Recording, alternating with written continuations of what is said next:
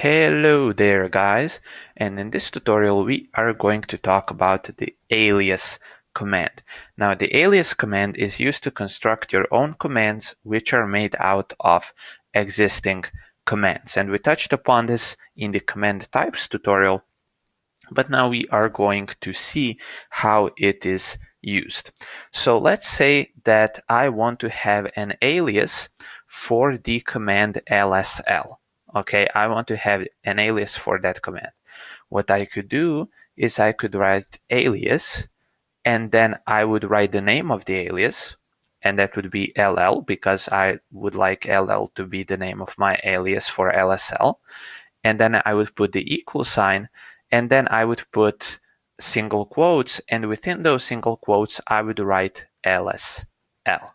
Okay, and now I press enter and type in ll and press enter again, and I see that ll is now an alias for the lsl command. Okay, and now what does that mean? Well, that means that every time I type ll, what I actually get is lsl. So basically, first this is interpreted as lsl, and then it is executed.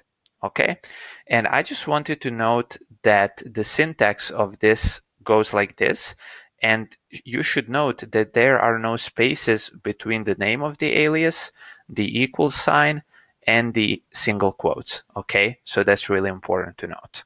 Okay, so this is pretty much it for this tutorial. If you want to create your aliases, this is how you do them.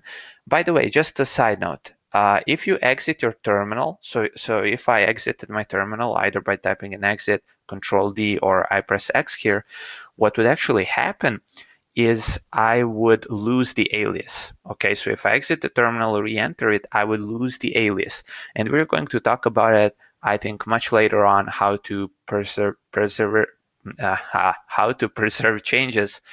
However, just know that if you exit the terminal and you lose the alias, that's supposed to happen. Okay, there are certain files in Linux where you put your permanent changes. And usually you don't really, I mean, you can put aliases there, of course, why not? But I usually don't put aliases there. I put other stuff which we are going to talk about in the next tutorials. But if you wanted to have a permanent alias, you would then put it in one of those files. Okay, so just as a side note, don't panic if you close your terminal, reopen it, and you try to use the LL and you invite your entire family and you're like, hey, look at this, I can do this very cool thing. You type in LL and it doesn't work. It says something like command not found.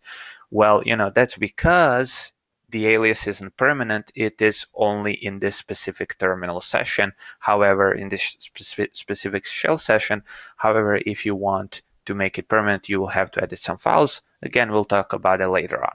Okay, so thank you for watching. Hope you'll subscribe, hope you'll share this video or whatever, and talk to you very soon.